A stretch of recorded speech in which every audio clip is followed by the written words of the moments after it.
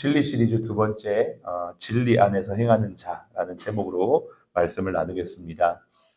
기분 좋은 월요일, 기분 좋은 소식으로 시작하겠습니다. 지난 주말 그토록 기다리던 단비가 강릉에 내렸습니다. 7월 15일 이후로 거의 60일 만에 내렸죠.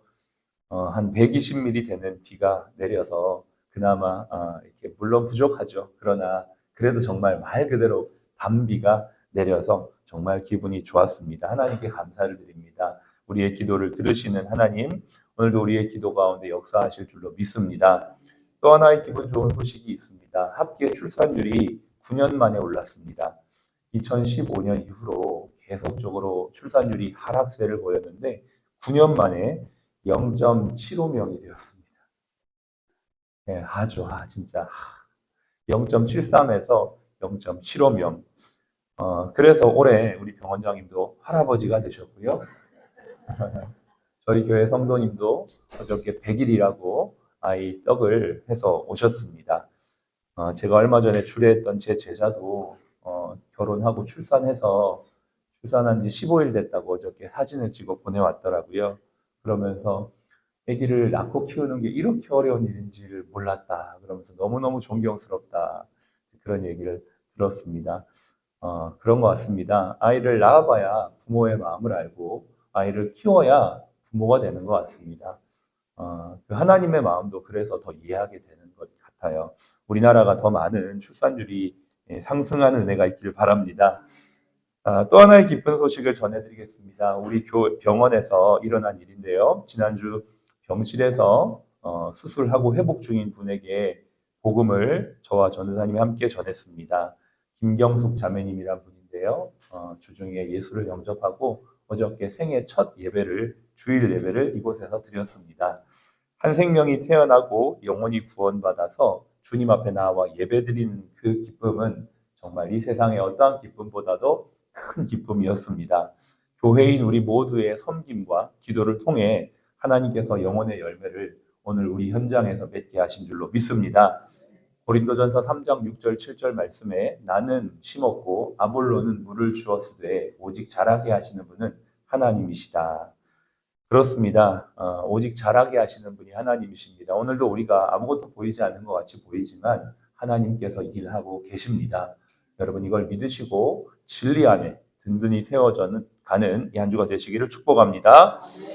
진리는 역사의 현장 가운데 늘 함께 했습니다. 다시 말하면 역사는 진리를 계속적으로 이어가고 또 진리를 위해 싸우는 사람들의 이야기이죠. 제가 말하는 역사는 구속사를 말합니다. 일반 역사가 아니고 성경의 역사를 말합니다.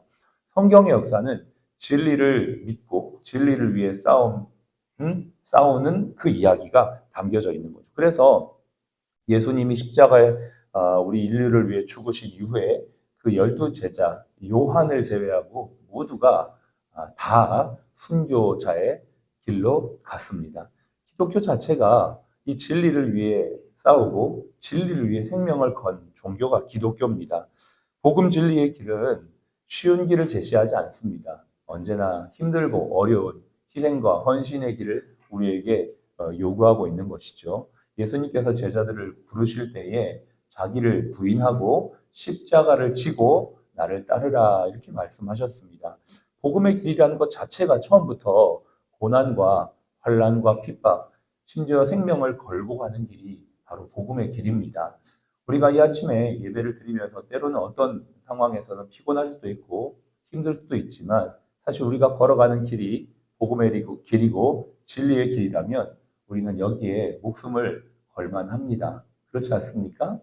조금 힘들고 피곤해도 우리가 어디에 사실 때로는 우리가 돈 버는 일에 목숨 걸기도 하고 때로는 다른 사소한 일에 목숨을 걸기도 하고 때로는 조금만 내 앞에서 운전을 늦게 하거나 혹은 끼어들기를 하면 거기에 목숨 거는 사람들도 굉장히 많습니다. 그런데 우리는 영원한 생명, 영원한 구원의 길, 그 길에 목숨을 거는 건 굉장히 귀하고 가치 있는 일인 줄로 믿습니다. 얼마나 가치가 차고도 넘치는 것이죠. 데살로니가전서 3장 3절에 보니까 바울이 데살로니가 성도들에게 편지를 쓰고 이런 내용을 말합니다. 데살로니가는 바울이 3주 정도만 전도하고 세워진 교회입니다. 얼마 되지 않아요. 복음을 막 전하다가 쫓겨가는 거예요. 오래 있지를 못하는 겁니다. 핍박이 오니까. 그런데 그 3주 복음을 들은 데살로니가 성도들이 아름답게 세워지면서 그들에게 편지를 쓴 내용이 전서거든요. 근데 그 3장 3절에 이렇게 고백합니다. 아무도 이 여러 환난 중에 흔들리지 않게 함이라. 우리가 이것을 위하여 세움을 받은 줄 너희가 친히 알리라. 한 절의 말씀인데요. 와, 이거 너무 저는 뭐 계속 성경 읽었지만 이 구절을 묵상하는 가운데 우리가 이것을 위해 세움을 받는 줄 너희가 알리라. 우리가 이것을 위하여, 이것이 무엇이냐면 바로 핍박입니다. 고난입니다. 바울이 복음을 전하는 것, 그것 자체가 고난이죠. 그것을 위해서 우리가 세움을 받은 줄 너희가 안다. 그리고 바울은 뒤에 이렇게 초청합니다. 우리가 이렇게 고난의 길을 가듯이 너희도 이 길을 가야 된다. 그리고 그 이후에 데살로니가 전서 5장에는 그 복음의 길을 갈 때 핍박이 있지만 이 핍박을 이길 수 있는 유일한 힘은 예수 그리스도의 부활과 승천, 재림에 대한 메시지를 주면서 우리가 이 소망이 있기 때문에 이런 말로 서로 위로하라라고 얘기하면서 이 복음의 길을 힘있게 고난이 오더라도 가자라고 말하고 있는 것이죠. 이 고난과 핍박이라는 이 단어는 신앙생활을 했던 우리 기성세대 우리 어른들에게는 정말 익숙한 단어이셨을 겁니다. 교회를 하나 세우기 위해 늘 고난이 있었고 힘듦이 있었습니다. 우리 부모님들의 세대의 이야기를 들어보면 정말 교회를 세우기 위해 목숨을 걸고 신앙생활하고 새벽을 깨워 기도하며 정말 낮에는 일하고 밤에는 기도하고 이게 매일의 삶이셨더라고요. 우리나라의 삶 자체가 그런 어려운 삶이었죠. 대한민국이란 나라 자체가 고난과 역경의 시간을 딛고 일어나 지금 이렇게 80년 만에 정말 세계 최고의 나라가 되어진 것은 이 우리 부모님 세대의 모습 속에 고스란히 녹아져 있는 것이고 그것이 또 한국 교회의 이야기인 것입니다. 그런데 이미 번영한 대한민국에서 태어난 우리와 우리 다음 세대는 고난이란 말이 너무나 어색한 겁니다. 이 고난이란 말을 하는 순간 이 고민이 되는 거죠. 예수 그리스도를 믿는 것 자체가 고난이다? 예수님 믿어서 내가 영원한 생명을 얻는 건 너무 좋은데 예수 믿으면 고난이 온다? 이거는 정말 쉽지 않은 그 단어일 수가 있습니다. 그런데 어쩌겠습니까? 신앙 자체가 고난의 길을 전제하고 있는 것이에요. 로마서 8장 16절, 17절은 말합니다. 성령이 친히 우리 영과 더불어 우리가 하나님의 자녀인 것을 증언하시나니 자녀이면 또한 상속자요 하나님의 상속자 그리스도와 함께한 상속자니 우리가 그와 함께 영광을 받기 위하여 고난도 함께 받아야 할 것이다. 영광은 고난을 전제하고 난 결과물이죠. 고난 이후에 영광이 오는 겁니다. 하루아침에 그냥 아무것도 하지 않고 영광이 온다? 물론 우리는 믿음으로 전적인 은혜로 구원을 받았지만 하나님의 자녀의 길은 그 이후에는 고난이 따라오고 희생과 헌신이 따라온다라는 것을 우리에게 분명하게 알려주고 있습니다. 세상을 살아가는 저와 여러분들이 그리스도인으로 빛과 소금의 삶을 살고자 할 때 세상은 우리를 그냥 가만히 두지 않습니다. 세상을 타협하도록 유혹하고 또 우리의 신앙을 합리화하도록 계속 우리의 생각과 우리의 정신을 갉아먹고 있다는 것을 우리는 기억해야만 합니다. 우리의 싸움은 혈과 육에 대한 것이 아닙니다. 하나님을 대적하여 높아진 세상의 모든 이론을 대하여 싸우는 싸움이라는 것을 알아야 합니다. 그렇기 때문에 우리는 진리인 하나님의 말씀을 더욱더 분명하게 알아야 되고 그 분명한 말씀의 길로 갈 때에 이 악한 세상 속에 혼미한 세상 속에 넘어지지 아니하고 분별려 가지고 승리하게 될 줄로 믿습니다. 우리가 읽었던 이 성경에 보면 크게 두 사람의 인물이 나옵니다. 한 사람은 디오드레베라고 하는 사람이고 또 한 사람은 데메드리오라고 하는 사람입니다. 이 디오드레베는 교회를 무너뜨리게 하는 그러한 사람이었고 데메드리오는 공동체를 세우며 진리의 증언을 받은 즉 공동체를 진리로 세웠던 사람이었습니다. 성경은 이렇게 구체적으로 이름을 명시하는 경우가 이렇게 종종 있는데요. 이러한 이유는 우리가 어떠한 삶을 살아야 될지에 대한 명확성을 우리에게 알려주기 위해서입니다. 당연히 우리는 데메드리오와 같은 삶을 살아야 하고 디오드레바 같은 삶을 지향해야만 합니다. 어저께 저희 교회 성도님 아이가 100일을 맞았다고 해서 떡을 했다고 했습니다. 그런데 그쪽 이제 상대방 이제 우리 교회 성도님 아들 또 이제 그 며느리는 예수 안 믿는 집안이었는데 예수를 결혼을 하면서 이제 믿게 되었습니다. 그러나 여전히 이제 그쪽 며느리 쪽 집안은 예수를 믿지 않는 집안이죠. 그러니 당연히 이제 세상의 어떤 문화에 익숙한 겁니다. 이걸 저는 정죄하고 이런 얘기를 하자는 게 아니라 이제 그런 이야기를 했대요. 100일 떡을 하는데 수수떡을 해야 된다 이렇게 이야기를 하는 거죠. 아시죠? 수수떡. 예전에 전통적으로 수수떡이 귀신을 쫓아내고 애군을 막기 위해서 우리 조상들이 했던 어떤 토속신앙, 민간신앙의 관점인데 그 이야기를 들은 우리 집사님은 무슨 말이냐? 수수떡이 웬 말이냐? 우리는 이제 예수 믿는 집안이고 하나님 믿는 집안이고 백성인데 하나님이 지켜주시고 100일 동안 인도하신 거에 대한 감사를 해야지. 무슨 수수떡이냐 그러고 막 그걸로 이렇게 언쟁을 했다는 거예요. 여러분들 이게 사소한 것 같아 보이시죠? 근데 이런 것들이 우리의 삶 속에서 진리를 대적하고 혼미케 하는 일들이라는 걸 우리가 기억해야 된다라는 것을 제가 말씀드리고 싶습니다. 사소한 것 같아도요, 이러한 것들을 우리가 하나하나 허용하기 시작하면 진리가 세워지지 않습니다. 여러분, 이게 사소한 것 같지만 나중에는 이것이 어디까지 가냐면 우리의 신앙과 구원까지 갑니다.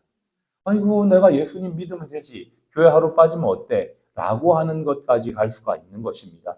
예, 뭐 그럴 수 있죠. 교회를 우리가 가지 않는다고 구원이 상실되는 건 아닙니다만 교회를 한 번, 두 번 빠지게 되면 그것이 가나안 성도가 되어지고 그 가나안 성도는 하나님의 생명과 풍성한 은혜를 누리지 못하고 살아가게 되는 그러한 모습. 그게 결과적으로 한국 교회를 약화시키고 신앙을 혼미케 하는 모습이 되어지는 것입니다. 하루아침에 댐이 무너지지 않습니다. 작은 구멍에서부터 댐은 조금씩 열려서 무너지게 되죠. 여러분의 신앙 속에 작은 구멍이 있는지 한번 확인해 보시기 바랍니다.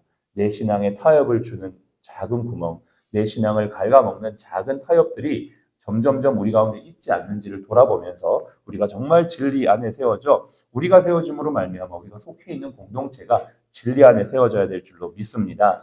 이 외에도 우리의 진리, 우리의 신앙을 위협하는 이단적인 신앙들이 너무나 많습니다. 구원과 삶을 분리하는 구원파적 신앙입니다. 우리는 이것을 조심해야만 합니다. 반대로 행위 구원론도 있습니다. 죄로 인해 구원이 상실될 수도 있다. 그래서 행위를 지극히 강조하고 율법적인 신앙을 강조하고 기복적인, 그래서 내가 율법적인 신앙을 해야지 복을 받는다라는 이러한 구원론적 관점과 행위론적 관점의 극단이 있는 것이죠. 또 하나는 요즘에 좀 많은 논란이 있는 신사도적 신앙 운동이 있습니다. 한국에서 WEA가 개최가 됩니다.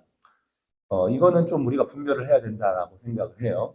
그 WEA의 지금 대표를 하고 있는 구딜사나라고 하는 사람이 신사도주의자입니다.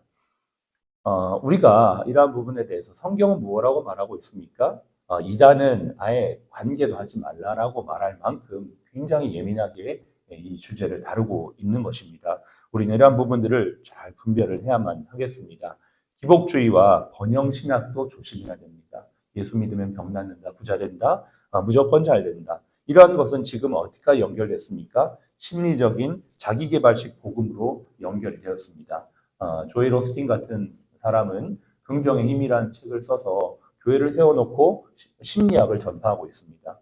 이것들이 우리 지금 한국 교회뿐만 아니라 전 세계 교회의 현 주소입니다. 점점 이러한 일들은 많아질 것이다 라고 성경은 우리에게 경고하고 있는 것이죠. 사랑하는 여러분, 저와 여러분들이 진리 안에 세워져야만 하겠습니다. 진리는 때로는 배타적이기도 하고 보수적이기도 합니다. 그리고 독단적인 생각이 들 수도 있지만 성경의 역사를 보십시오. 언제든 그랬습니다. 오직 예수 그리스도 외에는 하나님의 구원의 길을 제시하지 않고 있고 이것이 진정한 우리에게 복음이라는 것을 말해주고 있는 시대를 우리가 살고 있기 때문에 이 진리 안에 세워져 우리 모두가 바른 신앙생활을 잘 할 수 있기를 바라고 우리 공동체, 특별히 우리 병원 공동체가 잘 세워져서 이곳에 오는 자들이 바른 복음을 듣고 영혼이 구원받고 온전히 치유되어지는 놀라운 은혜가 있기를 바랍니다. 여러분이 섬기는 교회가 어떠한 형태의 교회인지는 제가 잘은 모르겠으나 분명한 것은 너무나 많은 스펙트럼이 샹구 교회 안에 있다는 것과 또 그 개 중에서는 잘못되어진 혼합되어진 내용들도 있다는 것을 우리가 잘 분별해서 저와 여러분들이 진리 안에서 행하는 그러한 데메드리와 같은 교회를 세우고 공동체를 세우는 하나님의 사람들이 되시기를 주님의 이름으로 축복합니다. 기도하겠습니다.